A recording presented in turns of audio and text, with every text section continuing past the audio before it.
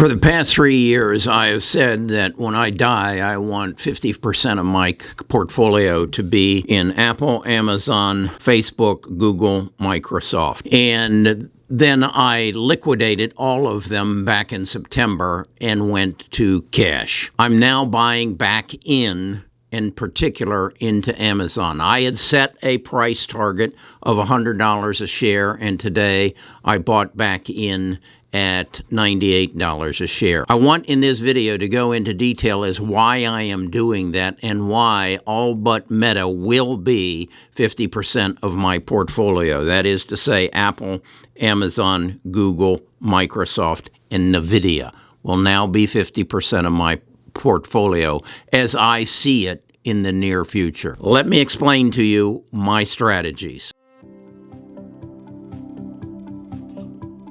Best of Us Investors presents Kerry Griegmeyer. So here's my thought process. Back in September, Amazon was selling for about $135 a share, and I saw that interest rates were going up and inflation was a problem. I read that Amazon was laying people off. Then they came back and hired more people. I thought that was a mistake, and so I sold Amazon as well as Google, Amazon, Apple, Microsoft, and NVIDIA, the stocks that I think are going to take me into the future. And I still think they're going to take me into the future, but I react to the situation that I find myself in. And I found myself in what I believed would be a market downturn, and it was. So then what I did was do some technical analysis and put in a Fibonacci retracement and come back and say, okay, what prices do I think these stocks could potentially go down to and that I would feel good about buying them? So I chose for Apple $118, for Amazon $100, for Meta $111. They've blown that out. Google $90, Microsoft $200, and NVIDIA $111. Well, with Amazon's report yesterday, they went down to below 100. So I came in the morning and said, okay, I'm not going to get greedy. I'm going to put in an order for $98 a share, and it filled it. Is it for the full amount that I want to own of Amazon? No, it is not. It's about for half, because eventually I want Amazon to be about 10% of my portfolio. So I bought half of what I eventually want, because I still believe it has some downside possibility if things go wrong with Russia and China. And I don't know about that. I don't have any control over that. But I believe that Amazon, from my drop in on their quarterly earnings report, that they have recognized that they have to lay off some people, they have to cut some expenses, they're actually leasing out some of their warehouse spaces, and they're pulling back because we are in, or going to be in, depending on who you are, a recession. So in that regard, I was encouraged as I listened to the report, and I encourage you, if you own a stock and they go public and you get an opportunity to hear their CEO and their CFO and whatever, CEO, whatever, questioned, well, then that you should participate in that. Well, how do you participate in that? And you don't have to be there when they're there. Go to Seeking Alpha and find the little icon that looks like a music chart, and you can listen to and read along with their quarterly report. And I did that. So I came away and said, and I had known 80% of Amazon's profits are not from you and I buying our office supplies or our clothes or our toilet paper from Amazon. It's from Amazon Web Services. And Amazon Web Services had a pullback. Well, why would they have a pullback? Well, that's basically people saying, I run an online business, and I use Amazon's web services to facilitate that business. And as my business goes down, my cost of that service goes down as well. Well, that brings Amazon's earnings down. So if I believe that the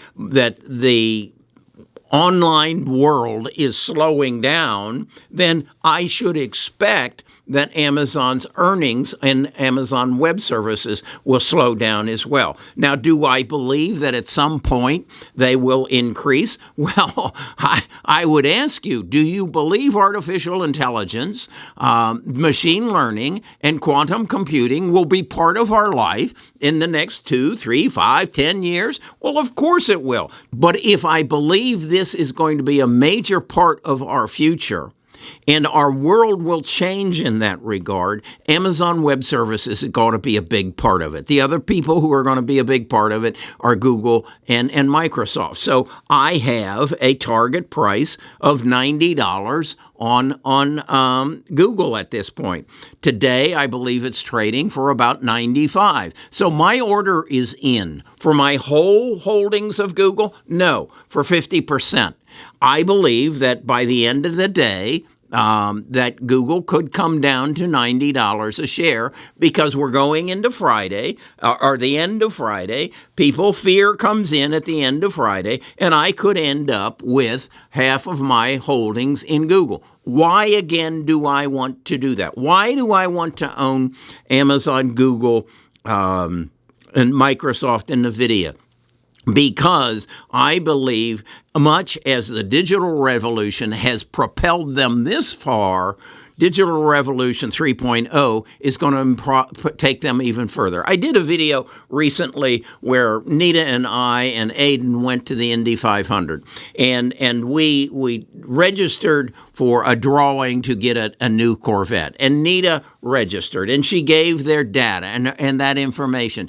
I know that somewhere that piece of data that Nita would love to own a Corvette is in existence. And that data will be trained through machine learning and whatever, and watching Nita and her use of her Porsche and her service of her Porsche and learning how many miles are on her Porsche, that Chevrolet will be marketing directly to her. I would not be surprised as a result of her filling that form out in Indianapolis that some woman doesn't show up at our door on a Sunday afternoon and say, Nita, would you like to go out and take a ride? Because back at the Indy 500 in 2022, you indicated that you would. I believe that will happen. And that will happen as a result of Amazon's Web Services or Google's or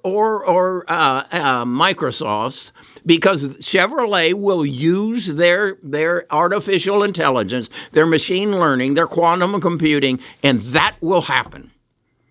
Now, if I believe that, how in the hell can I go on in the future without owning Amazon, Google, and Microsoft? Okay? How and if I believe the best chip in the world is made, semiconductor in the world is made by NVIDIA, how can I not own them?